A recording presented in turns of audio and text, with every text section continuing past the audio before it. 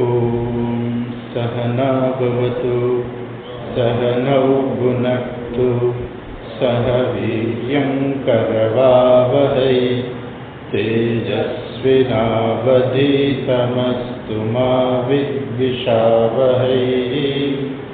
ॐ शान्ति शान्ति शान्तिः। श्रुतिस्मृतिपुराणानाम् आलयं करुणालयं नमामि भगवत्पादं शङ्करं लोकशङ्करं शङ्करं शङ्कराचार्यं केशवं बादरायणं सूत्रभाष्यकृतौ वन्दे भगवन्तौ पुनः पुनः।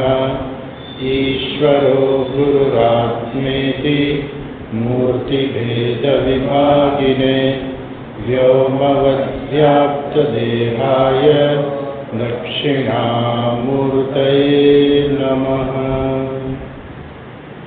ॐ पार्थाय प्रतिबोधितां भगवता नारायणेन स्वयं व्यासेन ग्रथितां पुराणमुनिना मध्ये महाभारतम् अद्वैतामृतवर्षिणीं भगवतीम् अष्टादशाध्यायिनीम्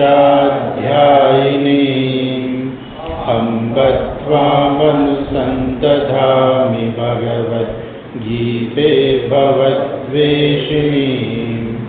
नमोऽस्तु ते व्यासविशालबुद्धे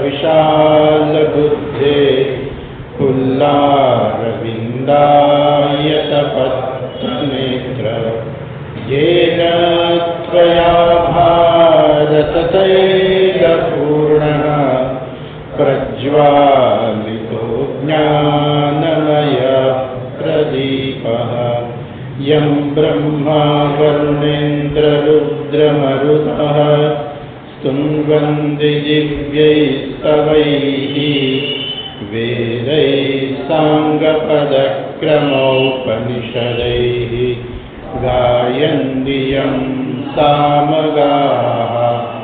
ध्यानावस्थिततद्गतेन मनसा पश्यन्ति यं योगिनः यस्यान्तं न विदुःसुरासुरगणाः। देवाय तस्मै नमः देवाय तस्मै नमः।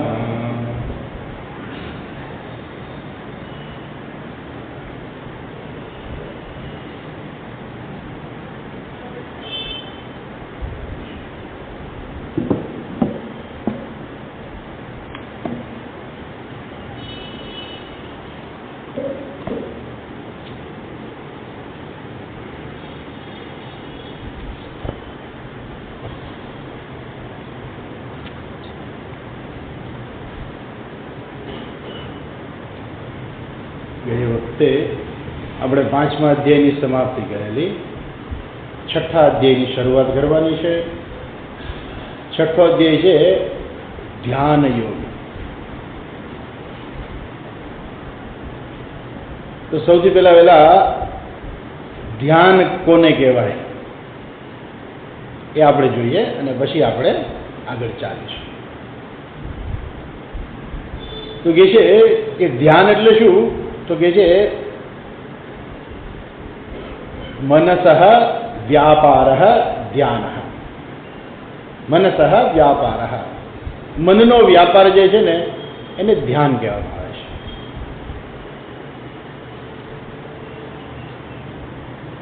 આમ તો આપણું કોઈ પણ કાર્ય છે એ મન વગર નથી થતું. આપણે એની મેળે મેળે કંઈક કરવા નથી માંગતા. આપણે કંઈક બોલીએ કંઈક કરીએ એ સૌથી પહેલાં તો મનમાં જથી બહાર આવે છે. એટલે એ તો મનમાં તો હોય જ છે, મન તો સાથે હોય જ છે અને મનનો વ્યાપાર તો હોય જ છે, પણ એને ધ્યાન આપણે નથી કહેતા. બોલવું છે તો આપણે વાણી કહીએ છીએ, કંઈક કર્મ છે તો આપણે કંઈક વાણીનું કર્મ છે કે આપણે શારીરિક કર્મ કહેતા હોઈએ છીએ. પણ મનસઃ વ્યાપાર એટલે એ માત્ર મનમાં ને મનમાં જ રહે. એ મનમાંથી એ બહાર ના આવે, એ મનની સાથે જ વ્યાપાર છે. મનસઃ વ્યાપાર એટલે મનનો જ વ્યાપાર છે. અને અમુક વ્યાપાર જે છે એ માણસને પરમાત્મા તરફ લઈ જાય છે, મનનો વ્યાપાર, અને અમુક મનનો જે વ્યાપાર જે છે એ માણસને નાશ તરફ લઈ જાય છે. બે ધ્યાન જ છે, આમ તો ધ્યાનમાં જ આવે છે. ભગવાને આગળ પણ કહ્યું છે, ધ્યાયતો વિષયાન પુંસઃ સંગસ્તેષુ પજાયતે સંગાત સંજાયતે કામઃ કામાત ક્રોધો વિજાયતે ક્રોધાત ભવતિ સમ્મોહઃ સમ્મોહાત સ્મૃતિ વિભ્રમઃ સ્મૃતિ ભ્રંશાત બુદ્ધિનાશઃ બુદ્ધિનાશાત પ્રણશ્યતિ. તો ત્યાં શરૂઆતમાં ધ્યાન જ છે, ધ્યાયતો વિષયાન પુંસઃ. માણસ છે વિષયોનું ધ્યાન કરે છે, અર્થાત જેનું મન જે છે વિષયોના જગતના પદાર્થો કે જગતના વિષયોની અંદર જાય, વિષયોનું ચિંતન કરે, એ વિષયોનું ચિંતન છે. અહીંયા જે ધ્યાન શબ્દ જે કહેવામાં આવે છે એ મનનો વ્યાપાર જ છે, પણ આપણે એને આટલું ધ્યાન યોગ, પેલું શું છે વિષયોનું ધ્યાન છે, અહીંયા આ ધ્યાન છે શું બને છે? યોગ બને છે. યોગ છે આપણને જોડે છે. યોગ એટલે શું? યોગ જે છે એ યુજ્જ ધાતુમાંથી બન્યું છે. યુજ્યતે ઇતિ યોગ, જે આપણને જોડે, જે આપણને પરમાત્મા સાથે જોડે એને આપણને યોગ કહીએ. અને એટલા માટે આપણા બધા જે આસનો જે છે, પ્રાણાયામ આસનો, એ દરેકની અંદર પરમાત્માનું ચિંતન રહેલું છે કે જે આપણને પરમાત્મા સાથે જોડાવે, એનું નામ યોગ. અને ધ્યાન યોગ એટલે શું? ધ્યાન વડે આપણે પરમાત્માની સાથે જોડાય. આમ તો ખરેખર મુખ્ય અર્થ છઠ્ઠા અધ્યાયનો એ નથી. ધ્યાન યોગ એટલે આ અધ્યાયનો મુખ્ય વિષય ધ્યાન છે. અચ્છા, પણ ધ્યાન પણ યોગ જ છે. હવે એ મનસઃ વ્યાપાર, મનનો વ્યાપાર, પણ કયા મનનો વ્યાપાર? મનના વ્યાપારનો વિષય શું છે? તો કે છે જગતના પદાર્થો નહીં, પરંતુ મનનો વ્યાપાર કેવો ખબર છે? બ્રહ્મનો. બ્રહ્મ માનસ વ્યાપાર, બ્રહ્મનો મનનો વ્યાપાર. અચ્છા, એટલે બ્રહ્મ એટલે શું? તો કે જે પરમાત્મા છે એને બ્રહ્મ કહીએ છીએ.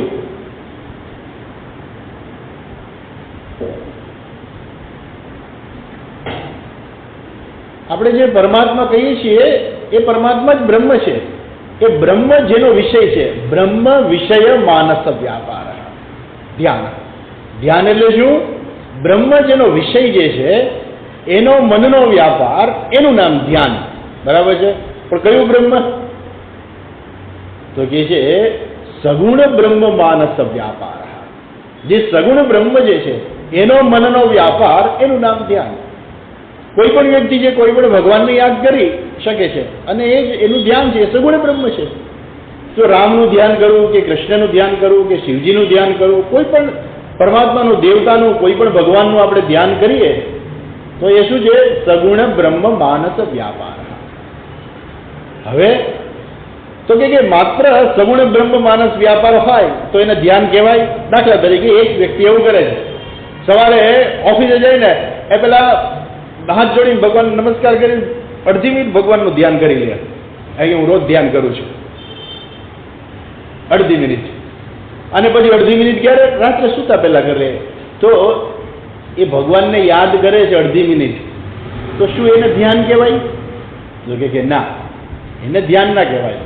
લાંબા સમય માટે થઈને જ્યારે સગુણ બ્રહ્મ માનસ વ્યાપાર હોય ત્યારે એને ધ્યાન કહેવામાં આવે છે. અચ્છા, હવે બીજું કે આમ તો આપણી આખા દિવસની પ્રવૃત્તિ છે બધી મનથી જ થાય છે, બરોબર છે? એટલે આખો દિવસ આપણે ધ્યાન જ કરતા હોઈએ છીએ. આમ તો જગતના વિષયોનું ધ્યાન કરીએ કે બીજું કંઈ પણ ધ્યાન કરતા હોઈએ, પરંતુ એ ધ્યાન જ્યારે છે, મનનો વ્યાપાર જે છે કયા પ્રકારનો હોવો જોઈએ? તો કે છે કે એ આપણે ધ્યાન કરતા હોઈએ, ભગવાનનું ધ્યાન કરતા હોઈએ તો એ પ્રવાહ સતત રહેવો જોઈએ, સતત. એટલે શું કે માનો કે આપણે ભગવાન શ્રી કૃષ્ણનું ધ્યાન કરતા હોઈએ તો પછી એમાં બાલકૃષ્ણનું આપણે ધ્યાન કરીએ અને પછી યોગેશ્વરનું ધ્યાન કરીએ તો એમાં કોઈ ખોટું નથી. હાથમાં શંખ ચક્ર ગદા પદ્મ ધારી ઉભાલા છે તો આપણે એને યોગેશ્વર કહીએ, તો એ પણ ધ્યાન જ છે. અને કદાચ કોઈ બાલકૃષ્ણનું ધ્યાન કરે તો એ ધ્યાન છે. અને કદાચ બેયનું કરે તો થોડીક વાર બાલકૃષ્ણનું ધ્યાન કર્યું ને પછી યોગેશ્વરનું ધ્યાન કરે ને પછી વળી નારાયણ ભગવાન પેલા સમુદ્રમાં સૂતા હોય, ક્ષીર સમુદ્રની અંદર સૂતા હોય તો એનું ધ્યાન કરે તો એ ધ્યાન જ છે. એટલે શું છે? સજાતીય પ્રવાહ સ્વરૂપ, સજાતીય પ્રવાહ સ્વરૂપ સગુણ બ્રહ્મ વિષય માનસ વ્યાપાર ધ્યાન. જે સજાતીય પ્રવાહ છે, એટલે પ્રવાહ જે છે એક ધારો સજાતીય રહેવો જોઈએ. એટલે એનો અર્થ શું? સજાતીય રહેવો જોઈએ એનો અર્થ શું ખબર છે? વિજાતીય પ્રવાહ રહિત, જેની અંદર બીજો કોઈ જે વિચારનો જે પ્રવાહ જે છે એ બીજા કોઈ વિચારો છે નહીં, માત્ર એની અંદર છે ને છે સજાતીય પ્રવાહ છે. સજાતીય એટલે જે ધ્યાનનો જો વિષય જે છે એ જ એનો પ્રવાહ છે. કદાચ માણસ ભગવાન શ્રી કૃષ્ણનું ધ્યાન કરતો હોય અને કદાચ એને યાદ આવે કે ભગવાન શ્રી કૃષ્ણને ગાયો બહુ વાલી હતી, તો કઈ વાંધો નથી, એ શું છે? એ સજાતીય પ્રવાહ છે. પરંતુ ગાયમાંથી ગંગા યાદ આવે ને ગંગામાંથી ગંગા શુદ્ધિકરણ યાદ આવે ને એમાંથી પછી મોદી યાદ આવે ને સુપ્રીમ કોર્ટ યાદ આવે ને એવું જો બધું યાદ આવે તો એને વિજાતીય પ્રવાહ કહેવાય. મન છે આપણું તરત જ એ બીજી જગ્યાએ જવા માટે હંમેશા તૈયાર જ હોય છે. એટલે એ જે સજાતીય પ્રવાહ ચાલતો હોય એમાંથી એ વિજાતીય પ્રવાહમાં ગમે ત્યારે મન જતું રહે તો એ નહીં. જેમાં સજાતીય પ્રવાહ સતત રહેતો હોય, સજાતીય પ્રવાહ સ્વરૂપ વિજાતીય પ્રવાહ રહિત સગુણ બ્રહ્મ માનસ વ્યાપાર ધ્યાન. એટલે એ મનન જે છે એ હંમેશા એ એક વિષયની અંદર રહેવું જોઈએ, તો આપણે એને ધ્યાન કહીએ છીએ. પરંતુ કદાચ કોઈ આવીને એમ કહે કે સ્વામીજી તમે કહ્યું એમ કે ધ્યાન કર્યું પણ ધ્યાન તો લાગતું જ નથી. મોટાભાગના લોકોની આવી જ ફરિયાદ હોય કે અમે ધ્યાન કરવા બેસીએ ને મન બીજે જતું રહે. બરોબર ને? પેલું શરૂ થાય માળા, ઓમ નમઃ શિવાય, ઓમ નમઃ શિવાય, ઓમ નમઃ શિવાય, ઓમ નમઃ શિવાય. એ શિવાયમાંથી વળી ક્યાંક બીજે જતું રહે મન. અને પછી જયારે પેલો મણકો પાછો આવે ત્યારે ઓમ નમઃ શિવાય યાદ આવે. અહીંયા તો ધ્યાનમાં માળા પણ હાથમાં નથી, બોલવાનું પણ નથી, આંખો બંધ છે. મનથી મંત્રનો જપ કરો એ પણ ભગવાનનું ધ્યાન જ છે. શ્રી કૃષ્ણ શરણમ મમ, શ્રી કૃષ્ણ શરણમ મમ, એમાંથી શ્રી કૃષ્ણ શરણમમાંથી કૃષ્ણ દુગ્ધ લઈ કે આજકાલ દૂધના ભાવ બહુ વધી ગયા છે, દૂધમાં બહુ ભેળસેળ થાય છે, તો એ વિજાતીય પ્રવાહ શરૂ થઈ ગયો અને નેચરલ છે પાછું. તો એનું જ નામ ધ્યાન છે. ખરેખર તો ધ્યાન ખરેખર એનું જ નામ છે કે જેમાં વિજાતીય પ્રવાહ રહેલો છે, પરંતુ એ વિજાતીય પ્રવાહ ખૂબ ઓછો છે. એ માણસ તરત જ એ જાગૃત હોય છે અને પોતાના મનને ફરી પાછું એ સજાતીય પ્રવાહની અંદર લઈ આવે છે. એનું નામ ધ્યાન છે. અને જો વિજાતીય પ્રવાહ સાવ હોય જ નહીં તો એને સમાધિ કહેવાય. ધ્યાન અને સમાધિનો આ બે ભેદ છે કે સમાધિની અંદર કોઈ પણ પ્રકારનો વિજાતીય પ્રવાહ છે જ નહીં. જ્યારે ધ્યાનની અંદર શું છે? એ વિજાતીય પ્રવાહ રહિત એટલે એની અંદર જ્યારે વિજાતીય પ્રવાહ આવતો હોય ત્યારે માણસ પોતાના મનને ફરી પાછું એ ધ્યાનના વિષયમાં લગાડે ત્યારે એ સજાતીય પ્રવાહ સ્વરૂપ સગુણ બ્રહ્મ માનસ વ્યાપાર ધ્યાન. આ ધ્યાન છે. અચ્છા, હવે ધ્યાન અને નિધિધ્યાસન એ બેમાં ભેદ છે. આમ તો બે એક જ છે, માનસ વ્યાપાર. સગુણ બ્રહ્મ છે એની જગ્યાએ થઈ જાય નિર્ગુણ બ્રહ્મ. આટલો ભેદ છે. ધ્યાન અને નિધિધ્યાસનમાં શું ભેદ છે કે નિધિધ્યાસન એટલે શું? વિજાતીય પ્રવાહ રહિત સજાતીય પ્રવાહ સ્વરૂપ નિર્ગુણ બ્રહ્મ માનસ વ્યાપાર નિધિધ્યાસન. નિધિધ્યાસન એટલે શું? તો કે એની અંદર નિર્ગુણ બ્રહ્મનો માનસ વ્યાપાર છે. બ્રહ્મ કેવું છે? નિર્ગુણ છે. હવે એનો માનસ વ્યાપાર કેવી રીતે થાય? કેમ કે સગુણ બ્રહ્મનો તો માનસ વ્યાપાર આપણે સમજી શકીએ કે ભગવાન શ્રી કૃષ્ણનું આપણે ધ્યાન કરવું હોય તો હાથમાં મુરલી છે, માથે મોરપીંછ છે, એવું તમે ધ્યાન કરી શકો. પણ નિર્ગુણ બ્રહ્મનું ધ્યાન કેમ કરવું? નિર્ગુણ બ્રહ્મનું ધ્યાન કેમ થાય? તો કે નિર્ગુણ બ્રહ્મનું ધ્યાન ક્યારે થઈ શકે કે જ્યારે વ્યક્તિએ શાસ્ત્રનું શ્રવણ કરેલું હોય, મનન કરેલું હોય, તો જ એ વ્યક્તિ નિધિધ્યાસન કરી શકે છે. નહીં તો નિધિધ્યાસન ન કરી શકે. એટલે નિધિધ્યાસન કરવા માટે વ્યક્તિએ શાસ્ત્રનું શ્રવણ કરેલું આવશ્યક છે, તો જ એ વ્યક્તિ નિધિધ્યાસનમાં બેસી શકે. નહીં તો પેલા કે અમે તો નિધિધ્યાસન કરતા હતા, પણ તમે શાસ્ત્રનું શ્રવણ કર્યું? તમારા મનના સંશયો ગયા? કેમ કે મનના સંશયોને દૂર કરવા માટે પણ નિધિધ્યાસન નથી. આપણે જોઈશું નિધિધ્યાસન શેના માટે છે. આ જે ધ્યાન જે છે એ ખરેખર સીધું મોક્ષનું સાધન નથી. ધ્યાન શું કામ આવે છે તો જોઈ લઈએ, પણ પેલા ધ્યાન શેના માટે નથી એ તો જોઈએ આપણે. કે ધ્યાન છે એ મોક્ષનું સાધન નથી. કોઈ એમ કે હું ધ્યાનમાં બેસી જાઉં તો મને મોક્ષ મળી જાય, તો કે ના, ધ્યાન જે છે એ મોક્ષનું સીધું સાધન નથી. કેમ કે મોક્ષ જે છે શેનાથી પ્રાપ્ત થાય છે? જ્ઞાનથી પ્રાપ્ત થાય છે. અને કોઈ પણ માણસ જે છે એ શ્રવણ મનન કર્યા વગર જો સીધું ધ્યાનમાં બેસે તો એ સાધન નથી. કેમ કે કોઈ પણ જ્ઞાન પ્રાપ્ત કરવું હોય તો એનો પ્રમાણ વ્યાપાર થવો જોઈએ. જ્ઞાનથી મોક્ષની પ્રાપ્તિ છે, અને ધ્યાન કરવાથી ક્યારેય જ્ઞાન પ્રાપ્ત નથી થતું.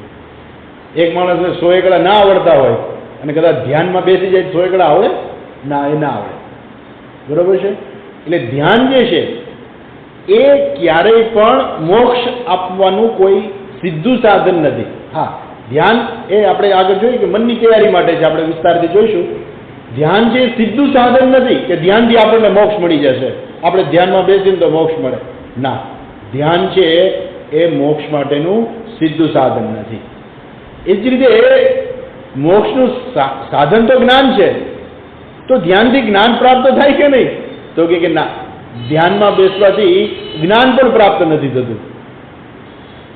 ધ્યાન જે છે કોઈ જ્ઞાન પ્રાપ્ત કરવા માટે નથી. તો ધ્યાનના આપણે 2 પ્રકાર જોઈએ, ધ્યાન અને નિધિધ્યાસન. બરોબર છે? કે જે પેલું જે ધ્યાન છે તો એક ઉપાસના છે, જેની અંદર આપણે કોઈ પણ આપણે પોતાના ઈષ્ટદેવનું આપણે ધ્યાન કરીએ તો એ ઉપાસના પણ બને છે અને અંતઃકરણ શુદ્ધિનું સાધન પણ બને છે. ધ્યાન છે 2 રીતનું છે. અચ્છા, આગળ જોઈએ તો આપણે જે જુદા જુદા જે બધા પ્રમાણો જે છે એ ખરેખર એનાથી જ્ઞાન પ્રાપ્ત થાય. તો જ્ઞાન પ્રાપ્ત કોનાથી થાય? પ્રમાણ વ્યાપાર થવો જોઈએ. જો પ્રમાણ વ્યાપાર થાય તો જ જ્ઞાન પ્રાપ્ત થાય. જેવી રીતે હું આંખો બંધ કરીને એમ ના કહી શકું કે આ લાઈટ ચાલુ છે કે બંધ છે. કેમ કે લાઈટ ચાલુ છે કે બંધ છે એ જોવા માટે આંખ પ્રમાણ છે. બરોબર છે? મને શબ્દો જ ન સંભળાતા હોય એટલે પેલા એવું કહેવાય ને કે 2 બહેરા જે છે એ ભેગા મળ્યા સામસામા, 2 કાનેથી સંભળાતું નહોતું. એટલે એક જણા કીધું કે કાં શાક લેવા ગયા હતા? 2 બહેનો હતા, શાક લેવા ગયા હતા. એટલે એક બેન કે ના રે ના, હું તો શાક લેવા ગઈ હતી. તો પાછા પેલા બેન શું કે અચ્છા મને એમ કે તમે શાક લેવા ગયા હતા. હવે એ શું છે કે કાન જ નથી. શબ્દ જેનાથી વસ્તુ આપણને સમજવી છે, જે વસ્તુ સમજવા માંગી છે એના માટે શબ્દ છે પ્રમાણ છે, પરંતુ કાન જ નથી. કાન ના હોય તો શબ્દનું જ્ઞાન થતું જ નથી. ચામડી જ ના હોય, જીભ, આ જીભ છે બળી ગઈ હોય અને પછી ઘરમાં પૂછે કે જરાક ચાખો તો આ કેવું લાગે છે, તો કે ગઈકાલની મારી જીભ જ બળી ગઈ છે. જીભ બળી જાય પછી કોઈ સ્વાદ આપણે અનુભવી ના શકીએ. એટલે ચામડી જે છે, આપણી જીભ જે છે એ સ્વાદ માટેનું પ્રમાણ છે. તમે આંખેથી જોઈને એમ ન કે ના ના મીઠું તો નાખ્યું જ છે. પેલા પૂછે કે સાહેબ ચાખી જુઓ તો આમાં મીઠું છે કે નહીં? તો કે ના ના મીઠું તો છે જ. કેમ? તો કે મારી આંખ ખુલ્લી જ છે.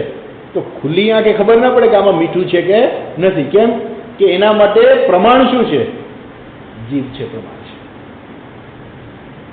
એટલે જે વસ્તુનું જ્ઞાન આપણે પ્રાપ્ત કરવું હોય એને યોગ્ય પ્રમાણ વ્યવહાર થવો જોઈએ. પ્રમાણ વ્યવહાર થાય તો જ્ઞાન થાય. હવે ધ્યાન જે છે, ધ્યાનમાં બેસીએ તો કયો પ્રમાણ વ્યવહાર થવાનો છે? કોઈ પ્રમાણ વ્યવહાર નથી. કેમ કે તમે એકલા જ છો, આંખો બંધ કરીને બેસો છો એટલે આંખો બંધ છે, સિવાય કે કાન ખુલ્લા છે. એટલે હવે પ્રમાણ વ્યવહાર એ જ થાય કે વાહનો કેટલા આવજા કરે છે એ પ્રમાણ વ્યવહાર થાય.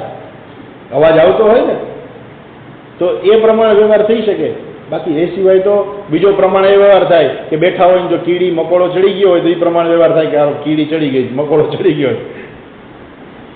પરંતુ જ્ઞાન જે છે એ પ્રાપ્ત નથી થવાનું. જે મોક્ષ માટેનું જે મુખ્ય જે છે જ્ઞાન, જેનાથી જ મોક્ષ પ્રાપ્ત થાય છે, એ જ્ઞાન તો પ્રાપ્ત નથી થવાનું. એટલે એ વસ્તુ પણ સમજવાની છે કે જ્ઞાન પ્રાપ્તિ માટે પણ ધ્યાન છે એ કામનું નથી. કામનું નથી એટલે મુખ્ય સાધન નથી. અચ્છા, આ બધા જુદા જુદા પ્રમાણો છે. તો ધ્યાન શું કરે છે? તો કે ધ્યાન એ કરે છે કે ધ્યાન આપણને જ્ઞાન યોગ્યતાની પ્રાપ્તિ કરાવે છે. શાસ્ત્રના શ્રવણ પહેલા પોતાના ઈષ્ટદેવનું જે કરેલું જે ધ્યાન જે છે એ આપણને જ્ઞાન યોગ્યતાની પ્રાપ્તિ કરાવે છે. બે પ્રકારના સાધનો છે. જ્ઞાન યોગ્યતાની પ્રાપ્તિ કરવા માટેના બે પ્રકારના સાધનો છે. એક સાધન છે બહિરંગ સાધન અને બીજું છે અંતરંગ સાધન. આ ધ્યાન જે છે એ અંતરંગ સાધન છે અને કર્મ જે છે એ બહિરંગ સાધન છે. બહાર જગતની અંદર તમારે કરવાનું છે. તમને જે વિચાર આવ્યો એ તમારે એ પ્રમાણે કરવાનું છે. આપણે કર્મ વિશે પણ આગળ જોઈશું. ભગવાન અત્યારે કહેવાના જ છે, પહેલા શ્લોકમાં આપણે જોઈશું. એટલે કર્મ છે એ બહિરંગ સાધન છે અને ધ્યાન છે અંતરંગ સાધન છે. ધ્યાનમાં બેઠા બેઠા તમારે કાંઈ નથી કરવાનું, કાંઈ કશું જ કરવાનું નથી. ધ્યાનમાં બેસવાનું એટલે શું? માત્ર બે હાથ તમે તમારા ખોળામાં રાખી, હાથ જોડી અને શાંતિથી આંખો બંધ કરીને લાંબી સ્થિતિમાં બેસી શકાય એવા આસનમાં તમે બેસો. આ તો સ્થિતિ છે બેસવા માટેની. પણ આંખો બંધ કરીને પછી શું કરવાનું? કાંઈ કરવાનું નથી. માત્ર એક કરવાનું છે શું છે? વિચાર કરવાનો છે. અને કયો વિચાર? એ આ અધ્યાયનો વિષય છે, ધ્યાન. અચ્છા, હવે કહે છે અહીંયા કે જેમ કે જ્ઞાનથી જ મોક્ષ પ્રાપ્ત થાય છે, તો એ જ્ઞાન પ્રાપ્તિની યોગ્યતા પ્રાપ્ત કરવી એના માટે ધ્યાન છે. કે જેવી રીતે દાખલો બહુ સરસ આપે છે કે જેવી રીતે આપણે પાક બરાબર પ્રાપ્ત કરવો હોય, લણવો હોય, તો પેલા બી તો બરાબર વાવવું પડે ને. પરંતુ એમને બી વાવી દઈ તો એ પાક ઉગી જવાનો છે? ના. જમીન પેલા બરાબર ખેડવી જોઈએ, એને યોગ્ય ખાતર આપવું જોઈએ, જરૂર પડે તો યોગ્ય દવા પણ આપવી જોઈએ, અને તો એ યોગ્ય પાક આપણને પ્રાપ્ત થાય. બી પછી જ વવાય. એટલે ખેડૂતો જે છે એ બી વાવતા પહેલા એ શું કરે? એ જમીનને બરાબર સમથળ કરે કે જેથી વરસાદનું પાણી એના માપમાં જ રહે. એક બીજું કે એની અંદર ખાતર નાખે અને ત્યાર પછી બી વાવે તો એ બી ઉગે.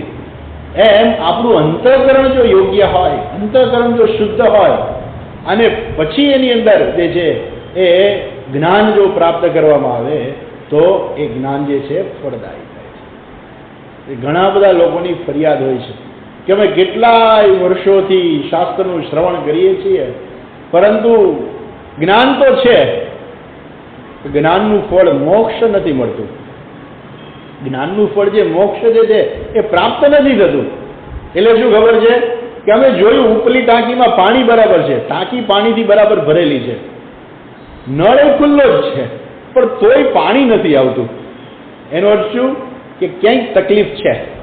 બરાબર ને? કંઈક તકલીફ છે. અને તકલીફ જે છે એ શું છે? તો કે નળની અંદર ક્યાંક અંદર કચરો ભરાઈ ગયો છે, કંઈક વિઘ્ન છે. એ વિઘ્નને જો દૂર કરવામાં આવે તો શું થાય? પાણી આવવાનું જ છે. હવે વધારે પાણી કદાચ ભરભર કરીએ આપણે તો ટાંકો છલકાઈ જવાનો છે. હવે એમાં પાણી સમાવવાનું નથી, પાણીની જરૂર નથી. જરૂર ક્યાં છે? એ નળમાં આવેલું પેલું વિઘ્ન જે છે, નળ એ ખુલ્લો જ પાછો, એટલે નળની અંદર રહેલું પેલું વિઘ્ન છે ને દૂર કરવાની જરૂર છે. એમ આપણે શાસ્ત્રનું શ્રવણ તો કરીએ બરાબર છે, અને પછી જ્ઞાને પ્રાપ્ત થાય, પણ પાછું જાણે કે જ્ઞાન ટકતું નથી. અમુક લોકો એમ કે જ્ઞાન ટકતું નથી. બરાબર છે. બીજા લોકો એવી ફરિયાદ કરે કે જ્ઞાનનું ફળ મોક્ષ જે છે એમને મળતું. કેમ મોક્ષ નથી મળતો? મોક્ષ નથી મળતો એટલે શું? જીવનમાં શાંતિ નથી. હજુ કામ, ક્રોધ, લોભ, મોહ આ બધું જે છે હજુ બધું અમને ઘેરી વળે છે. હજુ અમે એમાં ફસાઈ જઈએ છીએ અને અમે તો પાછા શાસ્ત્રનું ઘણા વર્ષોથી શ્રવણ કરીએ છીએ, છતાં પણ જ્ઞાન અમને પ્રાપ્ત નથી થતું. અથવા તો આપણે કહીએ જ્ઞાન પ્રાપ્ત થયું છે, એનું ફળ જે છે, મોક્ષ જે છે, જીવનમાં શાંતિ છે, એ તો અનુભવ થવો જોઈએ. કેમ કે મોક્ષ એટલે શું? શાંતિ. જીવન આપણું શાંત થઈ જાય. શાંત થઈ જાય એટલે આપણા જીવનમાં સુખની પ્રાપ્તિ છે, શાંતિની પ્રાપ્તિ છે. શાંતિ અને સુખની પર્યાય જ છે. એવું નથી કે શાંતિ એટલે આમ ચારે નીરવ શાંતિ હોય ને આપણે અંદર દુઃખી હોઈએ, એ શાંતિ નહીં. આપણું મન સુખી હોય. આપણે મન સુખાભાઈ નામ હોય ને, મન સુખાભાઈ, મન સુખા. ભગવાનના એક મિત્રનું નામ હતું મનસુખા, એવું કે મનસુખા. તો એ મનસુખ ભાઈ, એ મનસુખ, મનમાં સુખ તો થવું જોઈએ, કંઈક આનંદ થવો જોઈએ. અને આપણે જોઈએ ને રોજ સવારના અફસોસ કરતા હોઈએ અને આપણે પોતે દુઃખી થઈએ.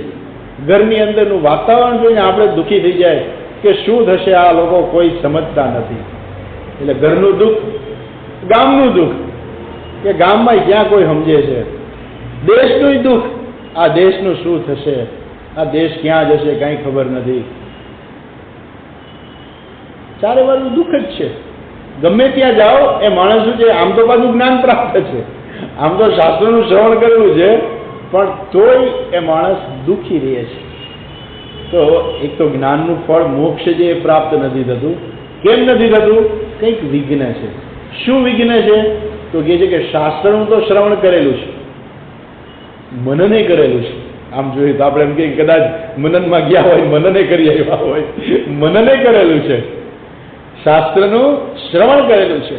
તો કહે છે કે જ્ઞાનરૂપી જે ફળ જે છે, જ્ઞાનનું ફળ જે છે, જ્ઞાનરૂપી ફળ નહીં પણ જ્ઞાનનું ફળ જે છે, મોક્ષ, એ જાણે એવું છે કે 1/4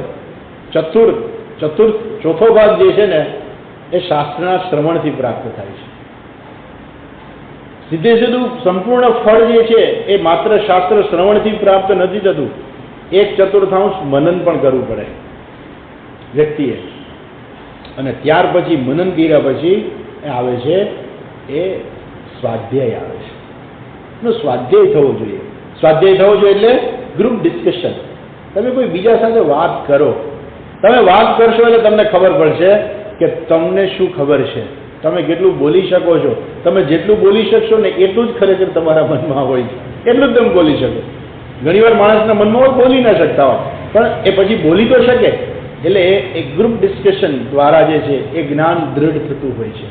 અને બાકીનું જે જ્ઞાન છે આપણે એમ કહીએ કે સમયાંતર થતું હોય છે. મુખ્ય વસ્તુ આપણી એ છે કે આ જે ધ્યાન જે છે, જે સગુણ બ્રહ્મ માનસ વ્યાપાર જે ધ્યાન જે છે એ અંતઃકરણની તૈયારી માટે છે. પરંતુ અહીંયા જે ધ્યાન જે છે, છઠ્ઠા ધ્યેય જે છે એ ખરેખર નિધિધ્યાસન માટે છે. અર્થાત શાસ્ત્રનું શ્રવણ કર્યા પછી, મનન કર્યા પછી, શાસ્ત્રનું શ્રવણે કર્યું હોય, મનન પણ થયું હોય, શંકા હવે ના હોય, છતાં પણ હજુ કંઈક જ્ઞાન દ્રઢ નથી થતું. હજુ એનું ફળ મોક્ષરૂપી જે શાંતિ જીવનમાં આવી જોઈએ એ કંઈ શાંતિ જીવનમાં દેખાતી નથી. એનું મુખ્ય કારણ એ છે કે અનેક જન્મો થઈ ગયા.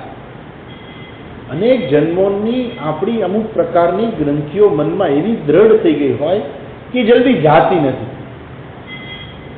ઝડપથી જગત આવીને આપણને ડિસ્ટર્બ કરી દે છે. જગતના પદાર્થો, જગતની વ્યક્તિઓ આવીને આપણને ડિસ્ટર્બ કરી દે છે. આપણી ઈચ્છાઓ ક્યારેક આપણી ઉપર જોર કરી અને આપણી પાસે કદાચ ખોટું કર્મ પણ કરાવી નાખે છે. એ શું બતાવે છે? જ્ઞાન નથી એવું નહીં, જ્ઞાન તો છે જ, વ્યક્તિ પાસે જ્ઞાન છે, પરંતુ હજુ એ જ્ઞાન જેટલું દ્રઢ થવું જોઈએ, અથવા તો એ અનેક જન્મોની રહેલી જે ગ્રંથિ જે છે, જેને વિપરીત ભાવના કહેવામાં આવે છે, આ વિપરીત ભાવના જ્યાં સુધી દૂર ન થાય ને ત્યાં સુધી મોક્ષ પ્રાપ્ત નથી થતું. જ્ઞાન તો છે જ, પણ એ જીવનમાં શાંતિ નથી આવતી, સુખ નથી આવતું. કેમ? કે વિપરીત ભાવના. વિપરીત ભાવના એ શું છે? અનેક જન્મોની છે. મનની અંદર રહેલી વિપરીત ભાવના એવી દ્રઢ થઈ ગઈ હોય છે કે એ જલ્દી છૂટે નહીં.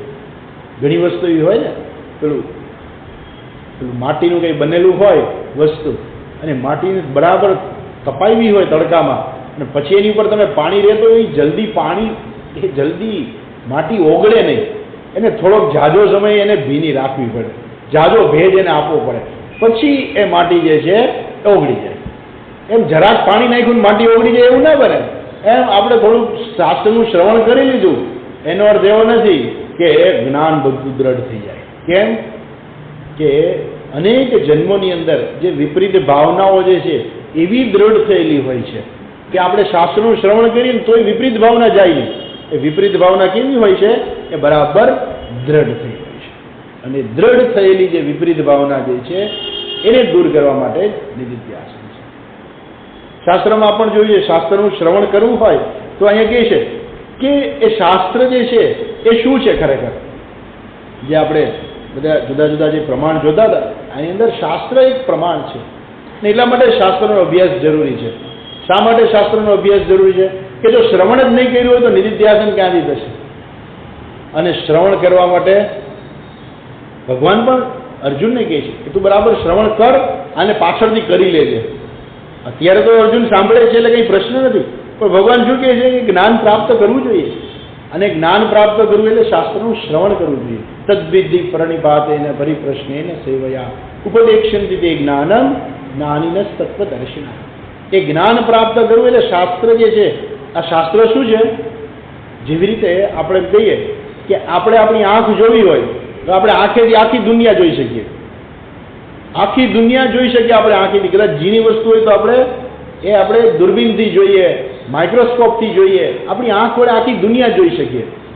પરંતુ ક્યારેય આપણે આપણી આંખ વડે આપણી પોતાની આંખ ક્યારેય જોઈ ના શકીએ. અને જો આપણે આપણી આંખ જોવી હોય તો શું કરવું પડે? આપણે અરીસા દ્વારા આપણે આપણી આંખને પ્રતિબિંબિત આંખને જોઈ શકીએ. આંખને નથી જોતા, આપણે આંખના પ્રતિબિંબને જોઈ શકીએ. એમ આ શાસ્ત્ર શું છે? શાસ્ત્ર છે એ અરીસો છે. શાસ્ત્ર છે એ ખરેખર એ આત્મજ્ઞાન જે છે. આપણે આની પહેલા જોયેલું પણ કદાચ ઘણા સમય પહેલા વાત કરેલી કે શાસ્ત્ર તો શું કરે છે? શાસ્ત્ર જે છે એ અધ્યારોપ નિવર્તક. શાસ્ત્ર એવો પ્રામાણ્ય. શાસ્ત્ર છે આપણા અધ્યારોપનું નિવારણ કરે છે. આપણો આત્મા જે છે એ આપણે જોવા માટે શા માટે શાસ્ત્રમાં જોવું? ઘણા લોકો એવું કહેતા હોય કે એમાં શાસ્ત્ર ભણવાની શું જરૂર છે? મોક્ષ પ્રાપ્ત કરવો તો એમાં શાસ્ત્ર શું કામ ભણભણ કરવું જોઈએ? બરાબર છે ને? કેમ કે એને શ્રદ્ધા નથી. જે વ્યક્તિની શ્રદ્ધા નથી એ પ્રશ્ન કરશે કે શાસ્ત્ર શા માટે ભણવું જોઈએ? એટલા માટે કે શાસ્ત્ર પ્રમાણ છે. જેવી રીતે આપણે બીજા પ્રમાણની વાત કરી એ પ્રમાણે આ શાસ્ત્ર પણ કેવું છે? શાસ્ત્ર એક પ્રમાણ છે. જેમ આપણે આપણી આંખ ન જોઈ શકીએ, આંખ જોવા માટે અરીસો જોઈએ, એમ આપણે જ આપણા પોતાના આત્માનું દર્શન કરવા માટે, જાણે કે દર્શન, ખરેખર દર્શન નથી, આપણે આપણા પોતાના આત્માનું દર્શન કરવા માટે શાસ્ત્ર પ્રમાણ છે. અને એ પ્રમાણ એ અરીસા જેવું કામ કરે છે. શાસ્ત્રની અંદર આપણું સ્વરૂપ શું છે એનું વર્ણન કરેલું છે. હું શું નથી અને હું શું છું એના વિશે એ વર્ણન કરવામાં આવ્યું શાસ્ત્રની અંદર. એટલે એ શાસ્ત્રનું જ્યારે શ્રવણ કરેલું હોય, શ્રવણ કર્યા પછી મનની શંકાઓ દૂર થઈ હોય અને ત્યાર પછી જે છે એ આવે છે નિધિધ્યાસન. અચ્છા, મનન એટલે શું? બહુ સરસ ઉદાહરણ આપ્યું મનનની અંદર. કે મનન એટલે શું? તો કે આ છોકરા હોય ને એ બજારમાંથી ચોકલેટ લઈ આવે. હા, ચોકલેટ ખાવી છે. કદાચ પોતે ન લેવા જઈ શકે તો મમ્મી પપ્પા એને લઈ આવે. છોકરાને ચોકલેટ બહુ ભાવતી હોય એટલે ચોકલેટ લઈ આવે. પછી છોકરાને આપી દે કે હાલે ચોકલેટ. પછી છોકરો એનું રેપર કાઢે. રેપર બે હોય, ડબલ રેપર હોય. એક તો પ્લાસ્ટિકનું ઉપર રેપર હોય અને પછી એની અંદર એક પાછો બીજો કાગળ હોય. અને હંમેશા એ કાગળ છે ને એ ચોકલેટની સાથે ચોટી ગયો હોય. તો છોકરો કાગળ કાઢે એ થોડોક કાગળ ચોટેલો જ હોય. હંમેશા થોડોક કાગળ ચોટેલો હોય અને છોકરો શું કરે? સીધું મોઢામાં મૂકી દે. અને પેલો કાગળ જે છે એ મોઢામાં શું થાય? પછી ગમે નહીં એને. કેમ કે પેલો કાગળિયો આવી ગયો છે ને એટલે પછી એમ આપણે શાસ્ત્રનું શ્રવણ તો કરીએ પણ એની સાથે સાથે મનન પણ જરૂરી છે. કેમ કે આપણા મનની અંદર આવું બધું ઘણું ચોટેલું હોય છે, એને દૂર કરવું પડે. ચોકલેટ સરસ મજાની છે, શાસ્ત્રનું શ્રવણ તો બધું બહુ મસ્ત છે. શાસ્ત્ર તો એમ કે હા તું બ્રહ્મ છો, વાહ હું બ્રહ્મ છું, તો કે હા તું બ્રહ્મ છો, તું જ જગતનો આધાર છો. હું જગતનો આધાર? હા, હું જ આખા જગતનો આધાર છું. આખું જગત ભાઈ તારી ઉપર આધારિત છે. હું હા આખું જગત મારી ઉપર આધારિત છે. ખોટે ખોટી ફૂલાવાની તો વાતો નથી કરતા ને, હવા ભરતા તો નથી ને? તો કે ના ના, આ શાસ્ત્ર જ કહે છે, અહમ બ્રહ્માસ્મિ, તત્વમસી, આ બધા શાસ્ત્રોનો ઉપદેશ છે. પરંતુ મને હજુ એ સમજાતું નથી. એના માટે શાસ્ત્રનું શ્રવણ છે, સમજવા માટે થઈને. અને પછી પેલી ચોકલેટ તો સરસ લાગીએ, પણ કાગળિયો દૂર કરવો પડે. કાગળિયો દૂર કરવો એટલે શું? આપણું મન એવું છે ને કે બધી જગ્યાએ શંકા જ કરે. શા માટે મારે શાસ્ત્ર ભણવા જોઈએ? શા માટે મોક્ષ મેળવવો જોઈએ? તો એ બધામાંથી પછી વ્યક્તિ ઉપરત થાય, શાસ્ત્રનું શ્રવણ કરે, મનન કરે, અને પછી પણ હજુ પેલું રહી ગયેલું જરાગ જે છે એ છે વિપરીત ભાવના, એ દૂર કરવા માટે કહે છે કે આ 6થો અધ્યાય છે. એના આરંભમાં જ કહે છે કે ભગવાને 5મા આ 6થો અધ્યાય ભગવાન શું કામ કહે છે અર્જુનને? તો કહે છે કે 5મા અધ્યાયની અંદર ભગવાને 3 શ્લોક કીધા. શું કહ્યું? તો કહે છે સ્પર્શાન કૃત્વા બહિર્બાહ્યાન ચક્ષુષેવાંતરે ભ્રુવોઃ પ્રાણાપાનૌ સમો કૃત્વા નાસાભ્યંતર ચારિણો યતેન્દ્રિય મનો બુદ્ધિ મુનિર્મોક્ષ પરાયણઃ વિગતેચ્છા ભયક્રોધઃ યત્સદા મુક્ત એવ સઃ. તો આ પ્રકારે જે શ્લોક કીધા, સ્પર્શાન કૃત્વા બહિર્બાહ્યાન, આપણે 5મા અધ્યાયની પૂર્ણાવૃત્તિ જોયું હતું કે બહારના વિષયોને બહાર કરીને, બહારના વિષયોને બહાર કરવા એટલે શું? વિષયો તો બધા બહાર જ છે, જગતના પદાર્થો બહાર જ છે, એવું કંઈ અંદર નથી લઈ જતો. બહારના વિષયોને બહાર કરીને એટલે શું? એ જે અહીંયા જે વાત કરી, પ્રાણાપાનો સમો કૃત્વા, જે પ્રાણાયામ કરીને નાસાભ્યંતર ચારિણો યતેન્દ્રિયો મનો બુદ્ધિ મુનિર્મોક્ષ પરાયણઃ, એ પ્રકારે ભગવાને શું કર્યું હતું? એ 5મા અધ્યાયની અંદર આ 6થા અધ્યાયનું બીજ હતું. એટલે આ શ્લોક કેવો છે? આ 3 શ્લોક છે. એ 3 શ્લોક કેવા છે? તો કે છે એ સૂત્રભૂત શ્લોકો છે. સૂત્ર હોય હંમેશા ટૂંકમાં હોય, પછી એનો વિસ્તાર હોય સમજવા માટે. એમ 6થો અધ્યાય એટલે એ જે આ 27, 28 ને 29 આ 3 શ્લોક જે છે એનો વિસ્તાર જ એટલે 6થો અધ્યાય છે. ભગવાન એનું બીજ તો મૂકી જ દીધું હતું, અને હવે ભગવાન પોતે જ એનો અહીંયા વિસ્તાર કરવાના છે. એટલે હજુ ભગવાને ટૂંકમાં કહ્યું, ભગવાન વિસ્તાર કરે છે. ઇન બિટવીન આપણે 5મા અધ્યાયની પૂર્ણાહુતિ કરી દીધી, ભગવાન વિસ્તાર જ કરવાના હતા. એટલે હવે અર્જુનનો પ્રશ્ન નથી, ભગવાને પોતે જ પહેલા ટૂંકમાં કહ્યું, પછી ભગવાન પોતે જ વિસ્તારથી સમજાવે છે. એ પ્રકારે અતીત અંતર અધ્યાયાંતે ધ્યાન યોગસ્ય સમ્યક દર્શનમ પ્રતિ અંતરંગસ્ય સૂત્રભૂતાઃ શ્લોકાઃ સ્પર્શાન કૃત્વા બહિ ઇત્યાદયઃ ઉપદિષ્ટાઃ. તો આ પ્રકારે આગળ શ્લોક ભગવાને અર્જુનને એને ઉપદેશ આપો. તેષામ વૃત્તિસ્થાનીય અયમ 6ઠ અધ્યાય આરભ્યતે. એનો વિસ્તાર જે છે, વૃત્તિસ્થાનીય એનો વિસ્તાર જે છે એના માટે થઈને અહીંયા આ 6થો અધ્યાય છે. જો આપણે શ્લોક વાંચીએ.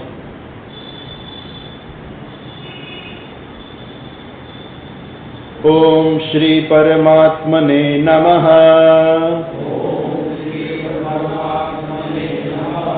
અથ 6ઠોऽધ્યાયઃ.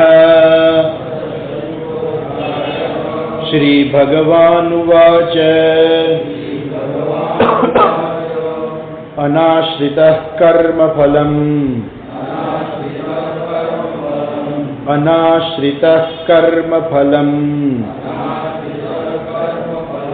કાર્યં કર્મ કરોતિ યઃ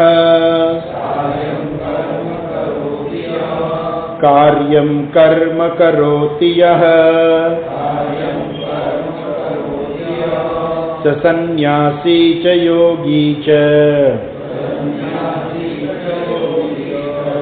સંન્યાસી ચ યોગી ચ ન નિરગ્નિર્ન ચાક્રિયઃ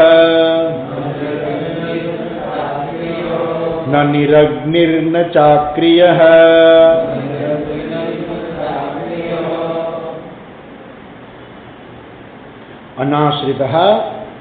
શ્રી ભગવાન ઉવાચ. શ્રી ભગવાન બોલ્યા, અનાશ્રિતઃ કર્મફલમ કાર્યમ કર્મ કરોતિ યઃ સ સંન્યાસી ચ યોગી ચ ન નિરગ્નિઃ ન ચ અક્રિયઃ. આમ તો ભગવાને ધ્યાન યોગ છે, ધ્યાન જે છે તો અંતરંગ સાધન છે, એટલે સીધે સીધું જ ભગવાન અંતરંગ સાધન કહી દેવું જોઈએ. પણ ભગવાન પેલા શું કરે છે, પેલા બહિરંગ સાધન કહી અને પછી અંતરંગ સાધનની સાથે જોડી દે છે. એટલે શું કહે છે, અનાશ્રિત. આશ્રિત એટલે જે વ્યક્તિ કોઈ પર આધારિત હોય, અનાશ્રિત એટલે જે વ્યક્તિ આધારિત નથી. કોની પર આધારિત નથી? કર્મફલ. જે વ્યક્તિ કર્મફળ ઉપર આશ્રિત નથી, બરોબર છે. આ પ્રકારે યહ કાર્યમ કર્મ કરોતિ, જે વ્યક્તિ આ પ્રકારે કાર્ય કરે છે, અર્થાત જે વ્યક્તિ કર્મફળને આશ્રિત થયા વગર કર્મ કરે છે. કર્મ કરોતિ, કર્મફલમ અનાશ્રિત કર્મ કરોતિ, જે વ્યક્તિ કર્મફળને આશ્રિત થયા વગર કર્મ કરે છે. અચ્છા, કર્મફળને આશ્રિત થયા વગર કોણ કર્મ કરે? કઈ વ્યક્તિ કર્મફળને આશ્રિત થયા વગર કર્મ કરે? હે? તો ભગવાન તો અહીંયા કહે છે કર્મફલમ અનાશ્રિત. ભગવાન તો અહીંયા કહે છે કે જે વ્યક્તિ કર્મફળને આશ્રિત નથી, તો કહે છે કે દરેક કર્મ હોય એનું ફળ કયું હોય. જેવી રીતે અગ્નિહોત્ર કર્મ છે, તો અગ્નિહોત્ર કર્મનું ફળ છે સ્વર્ગની પ્રાપ્તિ.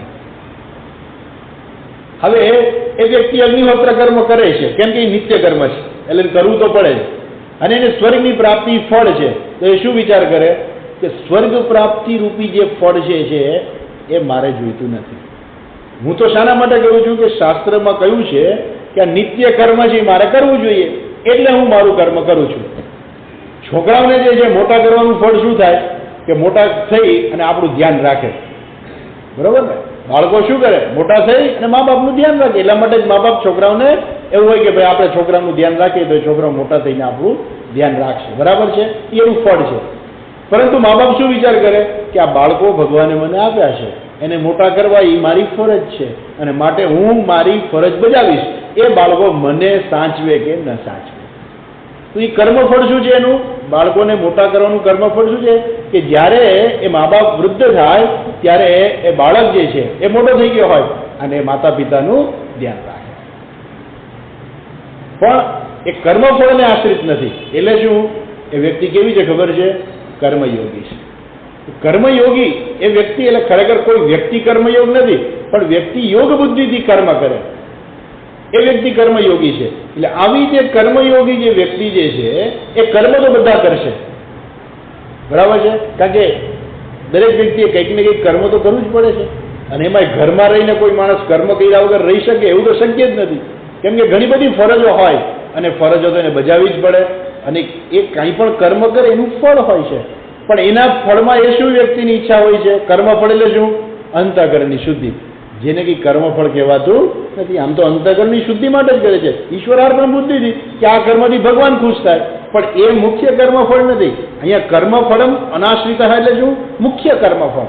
જે કર્મનું મુખ્ય કર્મફળ જે છે એમાં આશ્રિત નથી, એટલે આશ્રિત થયા વગર પાછા કર્મ કરે છે.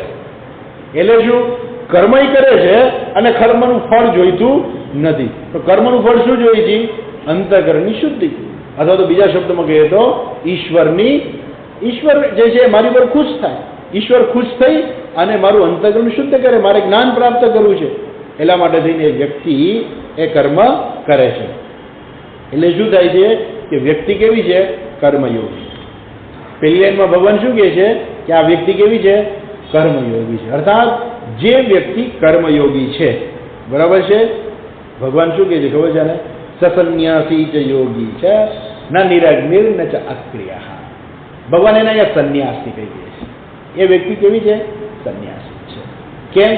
જેમ સંન્યાસી વ્યક્તિ પણ ત્યાગ કરે છે, એમ અહીંયા વ્યક્તિએ ત્યાગ કર્યો છે. શેનો ત્યાગ કર્યો છે? કર્મ ફળનો ત્યાગ કર્યો છે. સંન્યાસી કર્મનો ત્યાગ કરે છે, અને કર્મયોગી શેનો ત્યાગ કરે છે? કર્મ ફળનો ત્યાગ કરે છે. એટલે સંપૂર્ણપણે એ ફળનો ત્યાગ નહીં કરી શકે. કર્મયોગી જે સંપૂર્ણપણે કર્મફળનો ત્યાગ નહીં કરે, ક્યાંક ક્યાંક એની કંઈક થોડી ઘણી પણ ઈચ્છા રહી ગઈ હોય તો ઈચ્છાને પૂરી કરે, અને એ પણ શાસ્ત્ર અનુસાર. તો મહાભારતની અંદર આવું જ પાત્ર એક છે, એ છે યુધિષ્ઠિર. યુધિષ્ઠિરને ઈચ્છા છે રાજા બનવું છે, એની ના નહીં, પરંતુ એને અધર્મના રસ્તેથી નથી બનવું. એને બદલો લેવો છે અપમાનનો. એને એવું નથી કે એને અપમાનનો બદલો નથી લેવો. જે દુર્યોધને દુશાસને દ્રૌપદીનું અપમાન કર્યું હતું એનું અપમાન કર્યું હતું, એની સાથે છેતરપિંડી કરી હતી, એનો બદલો એને લેવો છે. પરંતુ એને બદલો કયા માર્ગે લેવો છે? એ ધર્મના માર્ગે છે. એને શાસન કરવું છે પણ ધર્મના માર્ગે છે. પણ જે રીતે જે જગ્યાએ હતા એ સમયે એ યુદ્ધ પણ કરી શકે એમ નતા. અને કેવી રીતે યુદ્ધ થાય? યુદ્ધ છે એના માટે બદલો જ છે, એને લેવો છે. એને કહ્યું કે અર્જુનને બદલો લેવો છે, યુધિષ્ઠિરને બદલો લેવો છે. એ કહે છે દ્રૌપદીને. જ્યારે દ્રૌપદી રડવા માંડી, એ કહે છે કે અમે કોની યારે લગ્ન કર્યા છે, મને ખબર નથી પડતી. મેં બ્રાહ્મણો સાથે લગ્ન કર્યા છે કે ક્ષત્રિય સાથે લગ્ન કર્યા છે, અને તમારા કોઈનું લોહી તપતું નથી. યુધિષ્ઠિરને જ કહે છે ખાસ કરીને, કે કેમ કે યુધિષ્ઠિર આજ્ઞા આપ્યા વગર બીજા કોઈ કંઈ કરી ના શકે.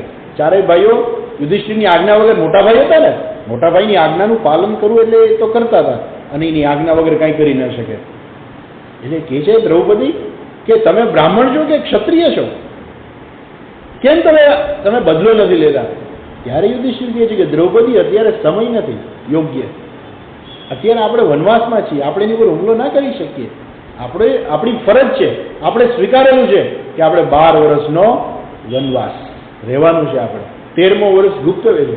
દ્રૌપદી 13 વર્ષ પૂરા થવા દે, પછી તું જોજે, એ યુદ્ધ આવશે ત્યારે તું જોજે, હું કરીને બતાવીશ.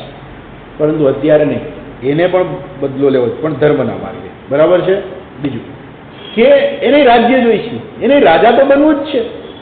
એવું નથી કે યુધિષ્ઠિરને રાજ્ય નથી જોઈતું, એને રાજ્ય જોઈ છે. કે નહીં કે ના ના મારે રાજ્ય નથી જોઈતું, ભીમને રાજા બનાવી દો. એવું નથી. એ પોતે જ રાજા બનશે, કેમ કે મોટા છે, પોતે જ રાજા બનવાના છે. એને પણ રાજ્ય જોઈ છે, એટલે તો યુદ્ધ ચડ્યા. પણ રાજ્ય કયા માર્ગે જોઈ છે? ધર્મના માર્ગે, ધર્મની સ્થાપના માટે જ રાજ્ય જોઈ છે. એ પોતાનું કર્તવ્ય કર્મ, કે આ મારું આ કર્તવ્ય કર્મ છે, મારે આ કરવું જોઈએ, મારે આ કરવું જોઈએ, એ હંમેશા આ ધર્મના માર્ગે જ ચાલે છે. એને પણ કર્મફળ જોઈએ છે, પણ ધર્મના માર્ગે જોઈએ છે. અચ્છા, એટલે એ જે કર્મ જે છે, કર્મયોગી છે, એ સંપૂર્ણપણે કર્મફળથી ક્યારેય મુક્ત ના હોય. એને ક્યાંક તો ઈચ્છા હોય, પણ એ બધી ઈચ્છા જે છે એ માત્ર ને માત્ર એ ધર્મના માર્ગે જ ઈચ્છા પૂરી કરે છે. એટલે અહીંયા કર્મયોગીના વળખાણ કરે છે કે કર્મયોગી પણ સંન્યાસી બરાબર જ છે. સંન્યાસી જે કર્મનો ત્યાગ કરે છે, અને કર્મયોગી શું કરે છે? કર્મ ફળનો ત્યાગ કરે છે. અનાશ્રિત કર્મ ફલમ કાર્યમ કર્મ કરોતિ સ સંન્યાસી ચ યોગી છે. એ સંન્યાસી છે, એ જ યોગી છે. ન નિરગ્નિ ન ચ અક્રિય. નિરગ્નિ અગ્નિરહિત. સંન્યાસી જે અગ્નિરહિત છે. અગ્નિરહિત એટલે શું? ક્યાંય પણ સંન્યાસી હોય એ તમે જો એના આશ્રમમાં કે રોજ પેલો અગ્નિ પ્રગટ હોય, રોજ સંન્યાસી યજ્ઞ કરતા હોય ને અગ્નિહોત્ર કર્મ કરતા હોય, એવું તમને ક્યાંય જોવા નહીં મળે. બરાબર છે? એક. બીજું કે કદાચ માનો કે પેલા કે તો પછી આજે બધા સંન્યાસી છે ને, કે કોના ઘરમાં અગ્નિ છે ને કોણ અગ્નિહોત્ર કર્મ કરે છે. બરાબર? શાસ્ત્રમાં કહ્યું છે કે અગ્નિનો ત્યાગ ન કરાય. લગ્ન થાય ને એ જે અગ્નિ હોય એ અગ્નિ પછી ઘરે જ રાખવાના હોય કાયમ. પછી એનું રોજ યજ્ઞ કરવાનો છે, મૃત્યુ સુધી રોજ આહુતિઓ આપવાની યજ્ઞની અંદર, અને છેવટે અંતે પોતાની આહુતિ પણ એમાં જ આપી દેવાની. એટલે રોજ યજ્ઞ કરવો જોઈએ. પણ અગ્નિનો ત્યાગ કોણ કરે? સંન્યાસી. તો એ રીતે જોયું તો આજે તો કેટલા બધા સંન્યાસી, બધા સંન્યાસી જ થઈ ગયા છે. કેમ? કોના ઘરમાં અગ્નિ છે? બધા નિરગ્નિ, બધા નિરગ્નિ જ છે. નચ અક્રિય, એટલે બીજો શબ્દ વાપરે છે. નિરગ્નિ છે પણ પાછા અક્રિય, એટલે અક્રિય એ લોકો કંઈ કરતા નથી. એટલે એ લોકો એવું જ માને છે કે આપણે નિરાતે બેસી જઈએ ને એ જ ઘણું છે, આપણે કાંઈ કરવાની જરૂર નથી. નથી મોક્ષે પ્રાપ્ત કરવો, નથી જ્ઞાને પ્રાપ્ત કરવું, નથી સંસારમાંથી છૂટવું, આપણે છે બધું બરાબર જ છે. આપણે કાંઈ શાસ્ત્ર ભણવા જવું નથી. ત્યાં 1 કલાક સુધી કોણ બેસે? કંટાળી જવાય. 1 કલાક બેસીને કાંઈ સમજાતું જ નથી. એક ભાઈને પરાણે કોઈક લઈ આવ્યા હશે તો કે મારે નથી આવવું. કે કેમ? તો કે આમાં કંઈ ટપ્પો પડતો નથી. એ ટપ્પો પડતો નથી. કેમ ટપ્પો નથી પડતો? કેમ કે ભાઈ તમને આવા સંસ્કાર નથી. એટલે આટલા બધા લોકો બેસતા હોય ને સાંભળતા હોય તો એ બધા કંઈ મૂર્ખ નથી. આપણા ઋષિમુનિઓએ આ બધું જ્ઞાન પ્રાપ્ત કર્યું છે, કંઈ મૂર્ખ નથી. ભગવાન કંઈ મૂર્ખ નથી કે અર્જુનને રણ મેદાનની વચ્ચે આ ગીતાનું જ્ઞાન આપ્યું. બરાબર છે ને?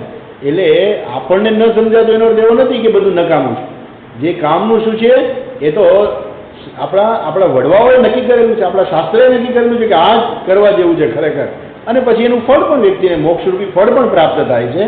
અચ્છા, એટલે જે વ્યક્તિ જે કંઈ કરતો નથી એને કંઈ પ્રાપ્ત નથી થતું, એ જ ખરેખર સાચો સંન્યાસી ને યોગી કોણ છે કે જે કર્મફળનો ત્યાગ કરે છે. એટલે અહીંયા શાસ્ત્રની અંદર કર્મફળના ત્યાગના દ્રષ્ટિકોણથી અહીંયા આને વખાણ કર્યા છે ભગવાને કે એ સંન્યાસી છે, એ જ યોગી છે. ભાષ્ય છે, આપણે કે આવતીકાલે જરાક ઝડપથી ભાષ્ય જોઈ અને પછી આપણે આગળ ચાલીશું.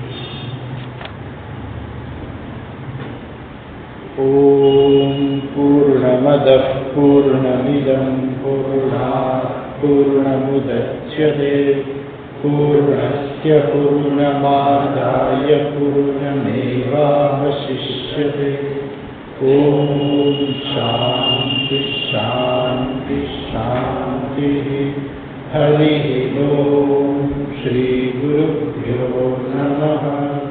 હરિ ઓમ.